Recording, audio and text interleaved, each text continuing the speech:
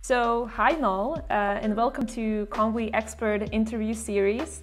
Here in this series we speak with the operators, or we like to call them the digital leaders behind the most ambitious consumer brands in digital commerce. And today I'm very excited to have a chat with you, also given your experience as an agency founder and currently being the lead in e-commerce at ØLÅF, which is a fashion label that I've been following for quite a while. I also really like the creative energy and the global ambition that you guys are demonstrating. And as far as I know, you joined the brand around 3 months ago. Maybe you can correct me here. And you had, a fresh set of eyes, a lot of Shopify experience, a lot of development, technical experience. So I'd like to start with the beginning. What did you walk into? What was your first impression and the feeling when you started at a fashion brand? Thanks for an introduction. Yeah, as an how to say it, nerd basically. I came into a fashion company, and I thought it was amazing. People doing things only for the creative, not thinking about the digital landscape at all, just doing things because it's beautiful. Yeah, then I come in where I also think about scalability, how to optimize stuff. Where are your decision making coming from? Is there a data silo somewhere?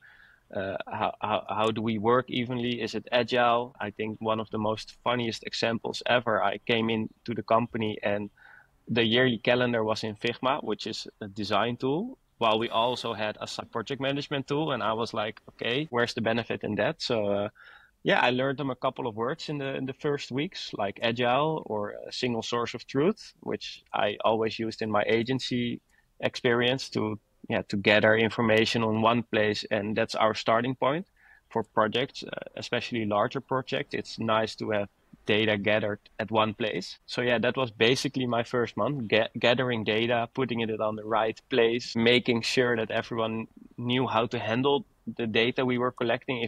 And data can be anything in this sense. Images or like sales data, everything needs to be organized to have a good, solid foundation to build a brand on. Because if you don't do it, in my vision, eventually it will collapse, because things will go missing, things will get slow because people are just searching through drives or Dropboxes all the time to find files they're looking for, or decision making is impaired because how many sweaters are we going to sell this year? Well, let's do 20% more than last year, and then let's see.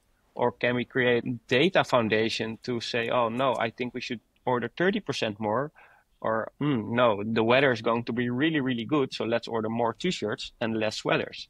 And that's what I love doing with these creative people. They have all these amazing ideas, and I love connecting them to the power of data, so to speak. So I can imagine that you were really set up for making a lot of impact at the company, but at the same time, wasn't it a little bit overwhelming in the beginning, given the fact that you are with a lot of technical leadership abilities and the company is very much on the creative side, on the fashion side? How did you address that in the beginning, given the fact that it's kind of like a big beast that you need to slice into smaller parts and then start tackling it from something that is maybe a little bit more simple? What was your approach here? Yeah, I had a specific plan for that already. So what I did, I worked at the company somewhere in February for already 2 or 3 days, I believe. Gathering as much info as I could. With that info gathered in all these days, I went on holiday for like a month to sign off my agency life and start off my fresh life as working for a merchant, which has been a dream for a long time. So I could go deeper into a company basically, where normally as an agency owner, you see like 10% of the company, helping them with a certain aspect, and then you sign off. Now being inside the company, there's so much more to it. I used these 3 months to think about it as if it was my own company. I think that's the power of being an entrepreneur for so long. And so I made a plan, which impact could be realized without impacting other divisions. As you say, there are other people working in the company. If I want to change up the B2B side of things, making it more efficient, I have to work with the whole sales team. So yeah, that's maybe for later. But looking at our digital advertising partners, that's something I can do on my own. So I made a whole structure of, based on impact, knowledge, because I was still acquiring knowledge about how the production works, how do we order. Let's say if I want more t-shirts, how long is it going to take to get them from Portugal to here, etc., etc. So yeah, I made categories, and based on these, small touch points, I decided, where can I make the most impact for now, and then work up the list basically. So yeah, And what were the first B2B. things? Well, the first thing was actually owning our digital assets. So we used to work with an agency, and they had some data over there, and they had a little server for a Trustpilot API, like small examples are, and now it's all under one roof, basically. So we're not agency do not own. We use agencies for expert work or stuff like that, but we own every asset we have. So that was my first step, taking technical ownership back, so we could also easily switch agencies if need be. So yeah, that was my first 2 weeks, I guess. I think in my agency life, I came across lots of companies who didn't own their own domain name. Well, it's really easy to take ownership of your domain name. And I've always wondered why people would not take that, because it's so important. Because yeah, if things go sour, and I've experienced that like the company that was owner of the domain name, went bankrupt, and and now your domain name is in quarantine, or no one is answering the phone, and you want to change some DNS records. Now then you have a problem, which is really easily to prevent if you have ownership of your own assets, basically.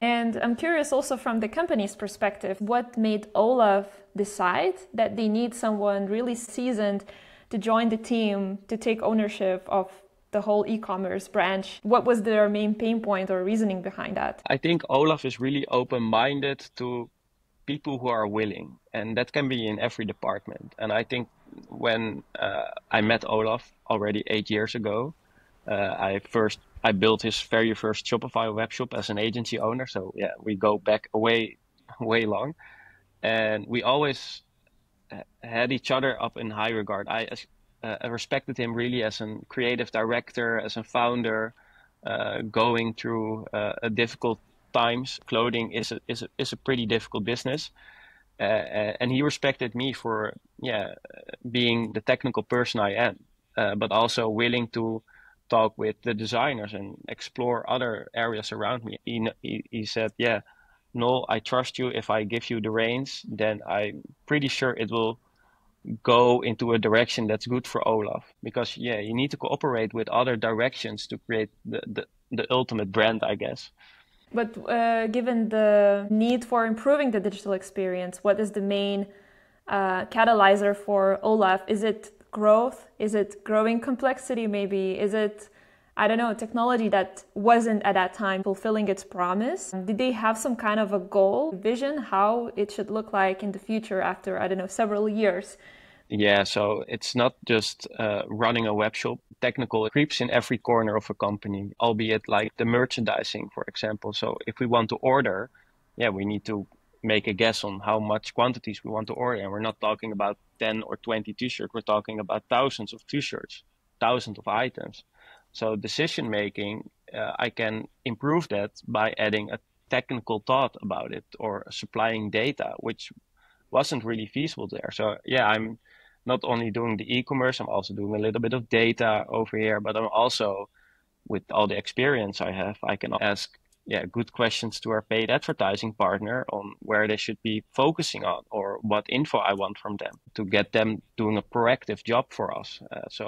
And can you describe a little bit the technical setup at ÖLÅF today? So I'm 99% sure it's Shopify as a commercial commerce platform, but how does it run? What were the systems that you encountered, and maybe what were the improvements that you also planned for? Well, first, when I came into ÖLÅF, lots of data was in Excel sheets, so it wasn't visual. It was just people copy and pasting the Shopify dashboard into an Excel sheet and calling it reporting. And I think that's a bit similar. It's hard to see trends in data if it's not visual, especially for people who are not used to working with data all of the time, which most of the decision makers in our company are, because they're creative people, they're working with fashion, so they want to see a report. And if they just see numbers, they don't do a really good job in decision making, I guess. So what we did, we have Shopify, we have Georgia's, we have Klaviyo, which is a really, really standard setup. And we collected all their data into our own Supabase database, open source database platform. And we connected Google Looker Studio to that data. So we could create our own views of data, matching the data from Klaviyo when we send out campaigns to support tickets, seeing if certain campaigns, where we ask people to add 3 items or more in the cart for a specific discount, generates more questions to our support staff. It's like these things can only be done if you merge the data into one place and make it visual. So essentially you build some kind of a metrics model for them, which is also visualized in a dashboard. Can you define what could be the North Star metric for this company? Are you looking mostly at the traffic or the revenue, conversion rates? What are the key things that other managers in the company look at when making decisions? Well, I guess for fashion, sell-through rate is our biggest metric. So everything sells in sale, especially in the Dutch market. Sale is like the holy grail to get stock out, in a blunt way of saying it. But selling items for full price is where the challenge lies. So let's say I have 100 t-shirts. I don't want to sell 80 of them in the sale because my margin is less. So selling them in the full price weeks ahead of the sale is the metric I look at the most, because that's where we as a fashion company are the most profitable. And of course we sell sale. Everyone has to have a sale because otherwise you have lots of stock lying around. Number 2 is of course conversion rate. You know, if you buy a good quality of traffic coming in from your paid advertising or organic channels, then you can know for certain that it's 1.5 or 2%, whatever your conversion rate lies, that it converts. So it's a given, so to speak. That's really important. And the other one is still returns and the support desk. I think I combined these data points a little bit, because getting an answer really quickly on your website is really important, we noticed, and it converts. So if someone has a question and they get a good answer immediately, it helps convert in a really simple way. So we try to keep our support staff trained and are looking into more advanced models to train our own ChatGPT, so to speak, to help people out with the chat.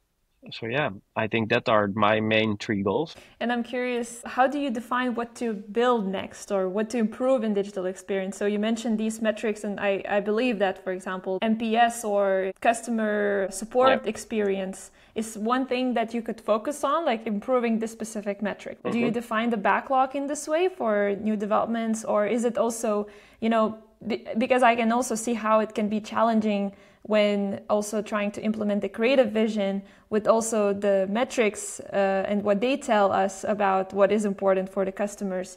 So essentially, how do you decide what should be on the roadmap, let's say for the next quarter, and who is helping you to make these decisions?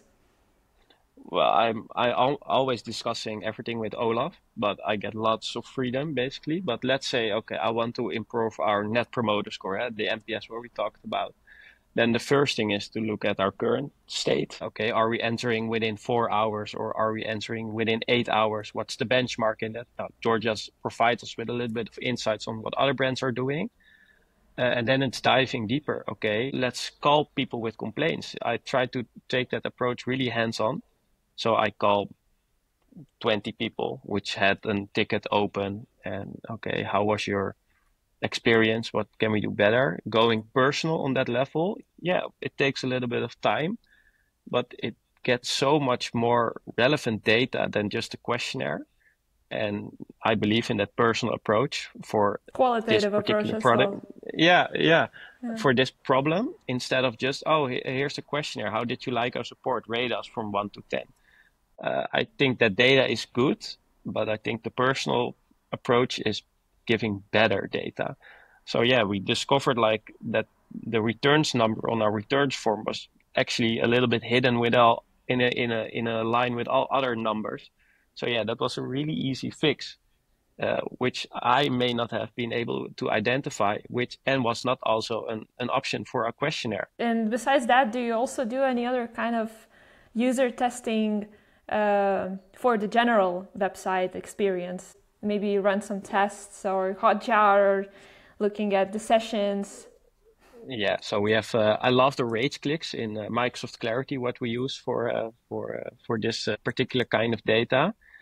And yeah, watching recordings, it's a bit boring, but it can be really helpful, especially when on a bit of older devices or people are going from Instagram back and forth. We see people hanging up, people waiting, or people clicking on elements that maybe not respond as fast as they want to. Okay, how can we help that? Is our design not good enough? One of the smaller changes we made, we had an all products page and we divided that into our seasons. So the all items collection page is divided into seasons. And we saw the amount of clicks coming from that page to product pages actually went up with around 30% because now people know, oh, this is our current collection of, oh, this is the winter collection. Just that little sentence and a little bit of merchandising helped us getting traffic more through to the product pages. And it's all these small wins. My work is never done. Yeah, absolutely. It's always work in progress. Where we do the most A/B testing is within our Klaviyo department. So what kind of titles do we use? What kind of, For emails, right? yeah, for the emails, but also do we send out a plain email confirmation or do we send out extra information like how to wash your garments?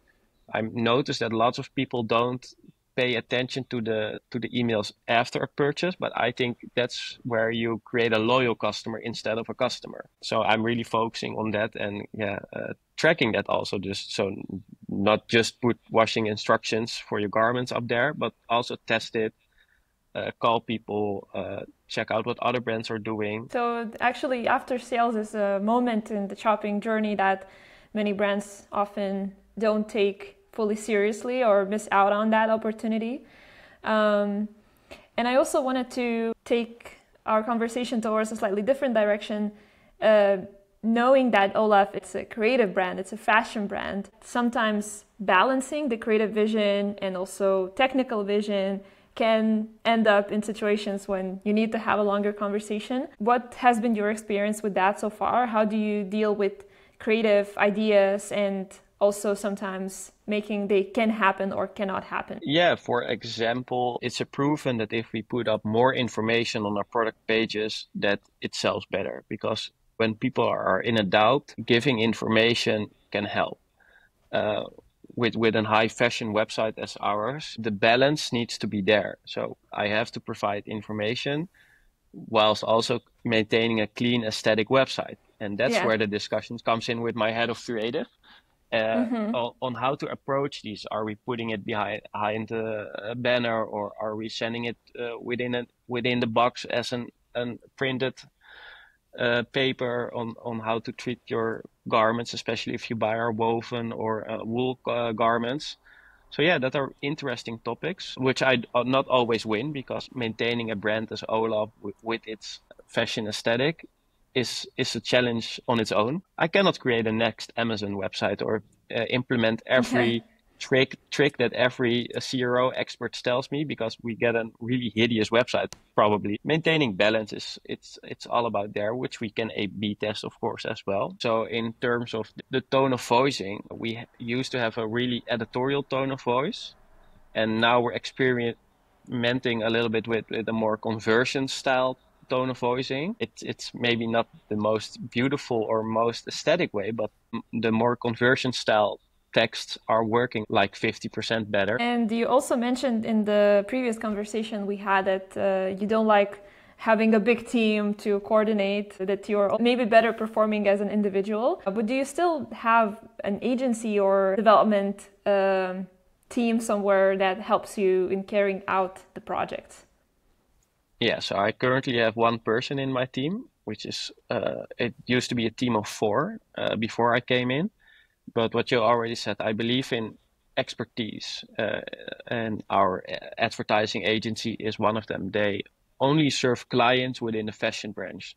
So they know what they're talking about when talking about sell-through rate or focusing on stock levels, because that's a pain point from fashion, because it's not made to order. We have it lying around somewhere in a warehouse. So if they see, oh, you have this, and this t-shirt style lying around, oh, let's put on some extra ads on these styles to help you move the stock out.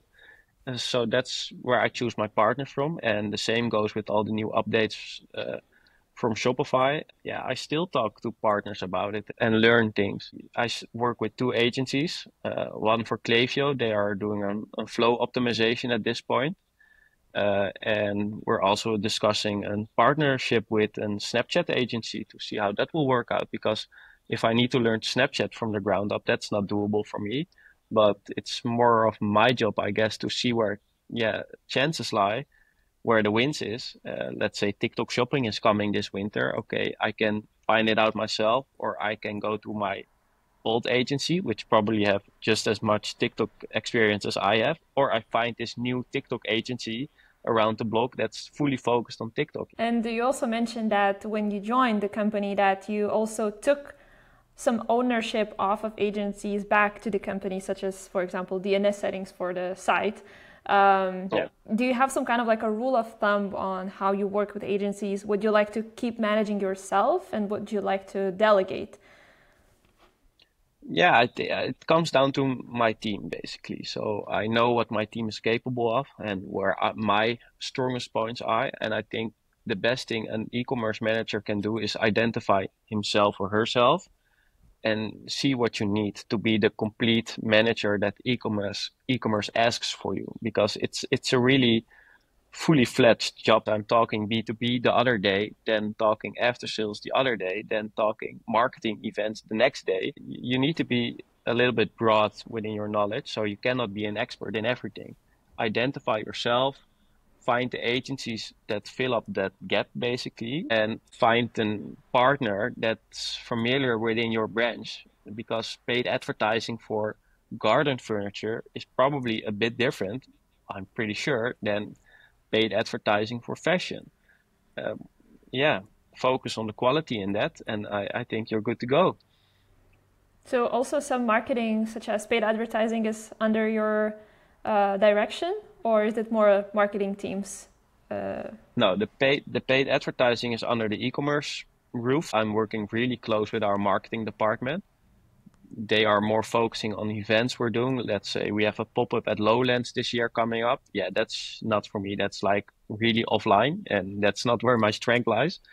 But I'm constant in contact with our digital paid advertising agency to see, okay, what ads are performing.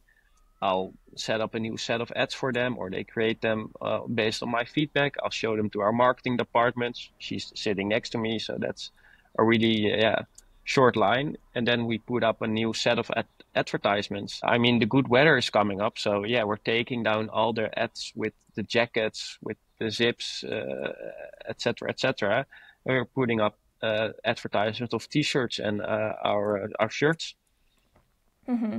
So indeed, actually, it sounds pretty impressive because the team internally is really lean. So it's you and one more person in the e-commerce team, but you have a lot of agencies you coordinate.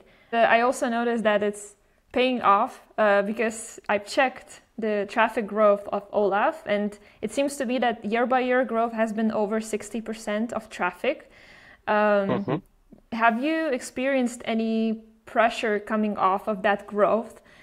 Because with growth comes more complexity, growth pains, as we also know them. Have you noticed anything like that might create new challenges?